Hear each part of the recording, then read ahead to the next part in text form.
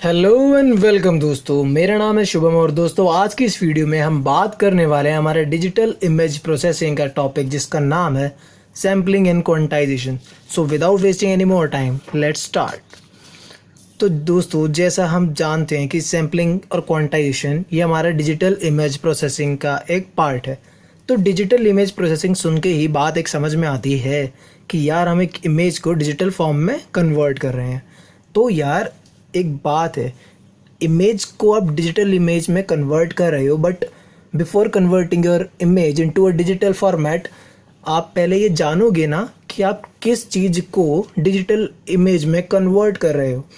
तो जब हम ये सोचते हैं कि हम एक पर्टिकुलर आइटम को डिजिटल इमेज में कन्वर्ट कर रहे हैं तब हमारे दिमाग में चीज़ आएगी, तो यार डिजिटल इमेज में कन्वर्ट करने से पहले what was the form of the image that we are going to convert in our digital format। तो वहीं पर जो ये क्वेश्चन उठता है कि अब हम इस वाली इमेज को डिजिटल इमेज में कन्वर्ट करने वाले हैं, तब बात आती है सैम्पलिंग और क्वांटाइजेशन की। तो अब हम पढ़ते हैं कि ये नीड क्या है, ज़रूरत क्या है सैम्पलिंग और क्वांटाइजेशन की। तो यहाँ पर बात निकल के आई कि जो आउटपुट होता है ऑफ द इमेज सेंसर्स, अगर इमेज सेंसर की मैं बात करूँ, जिस फ़ोन से मैं इस इमेज को कैप्चर कर रहा हूँ, जिस वीडियो को कैप्चर कर रहा हूँ, तो इसमें जो इनपुट फॉर्मेट आया मेरी वीडियो का या मेरी क्लिक का, जो पिक्चर मैंने खींची, तो उसका फॉर्मेट क्या रहा। वो जो फॉर्मेट था मेरी इमेज का वो एक एनालॉग सिग्नल था। But it is a problem, एक प्रॉब्लम है कि मैं अपनी एनालॉग सिग्नल को, एनालॉग इमेज को स्टोर आसानी से नहीं कर सकता। तो वहाँ पर क्या होता है, then the problem is that we can not apply digital image processing and its techniques on analog signal. यार जो मैं अपनी इमेज को स्टोर क्यों नहीं कर सकता एनालॉग सिग्नल्स को, क्योंकि एनालॉग सिग्नल्स क्या होते हैं, वो कंटिन्यूस सिग्नल्स होते हैं, उनकी वैल्यू इनफाइनाइट रेंज तक चली जाती है। So they require a huge large amount of storage memory. तो उनको चाहिए ज़्यादा memory size so that we can store analog signals and analog images, but that is not feasible for us. So this is due to the fact that we cannot store the output of image sensors which are in the form of analog signals because it requires infinite memory storage, and so we have to convert this analog signal into digital signal format। तो अगर हम बात करें कि हमें जो अपने analogue signals हैं, तो मैं अगर आपको उनका फिगर दिखाऊं, जैसा हमने साइन वेव पढ़ी होती है, साइनोसॉइडल वेव जो कि इस फॉर्मेट में होती है, अगर ये चीज़ है, ये हमारी एक एनालॉग सिग्नल है, कंटिन्यूस फॉर्मेट में होती है। अब इसको हम कन्वर्ट करेंगे 0-1 की रेंज में, ये डिजिटल सिग्नल की रेंज में। बट अब ये जो प्रोसेस हुआ एनालॉग सिग्नल से डिजिटल सिग्नल में कन्वर्जन, इनके बीच में आती हैं दो चीज़। जो दो चीज़ हैं वो एक है सैम्पलिंग, एक है quantization. So to convert a digital image we need to convert this continuous data into digital form. तो उसको कन्वर्ट करने के लिए दो चीज़ क्या रिक्वायर्ड हुई, सैम्पलिंग और क्वांटाइजेशन। अब बात आती है मेरी इमेज। मेरी इमेज में दो चीज़ हैं, एक कि जो मेरी इमेज है वो किसी न किसी कोऑर्डिनेट पे कहीं ना कहीं डिस्ट्रीब्यूटेड है। जैसे अगर मैं इस साइन वेव को मानूँ, इस एनालॉग सिग्नल को देखूँ मैं, तो यार एक तो ये जो ऐसे चलता जा रहा है, ये जो सिग्नल मेरा आगे बढ़ रहा है, ये एक्स एक्सिस पे आगे बढ़ रहा है। अगर मैं एक्स एक्सिस को इसका कोऑर्डिनेट मान लूँ, ठीक है, एक हो गया इसका कोऑर्डिनेट वैल्यू। दूसरा यार ये कितनी हाइट तक ऊपर या नीचे जा रहा है, ये इसका एम्पलीट्यूड वैल्यू या फिर इंटेंसिटी मान सकता हूँ मैं।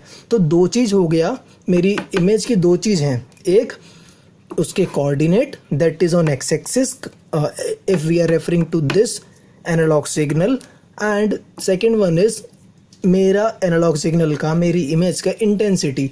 इंटेंसिटी इन द सेंस मैं कह सकता हूँ कि मेरी इमेज किस पॉइंट पे, किस पिक्सल पर डार्क है, लाइट है, उस हिसाब से।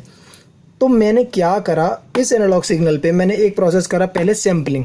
सैम्पलिंग में क्या होता है, sampling is digitization of coordinate values.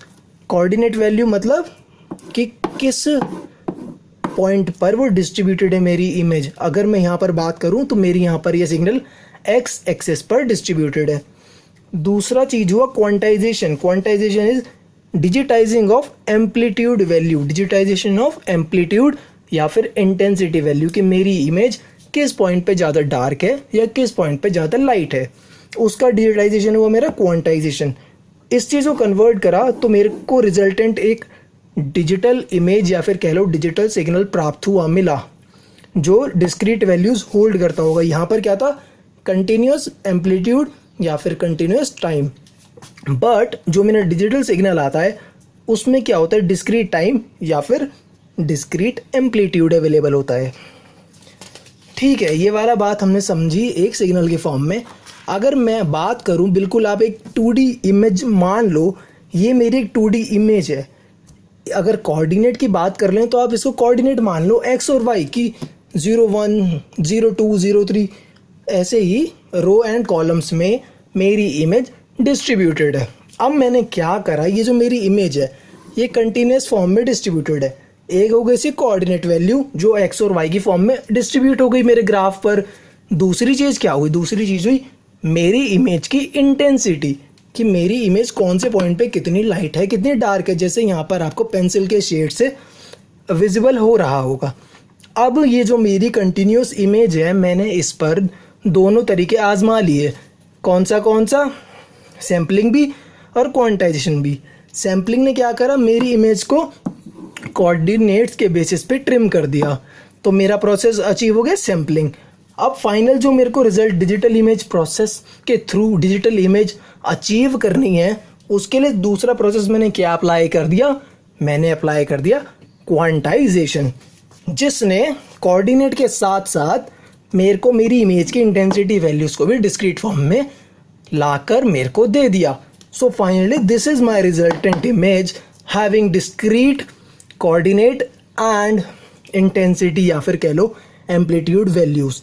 So this is only the complete process which we do in our sampling and quantization.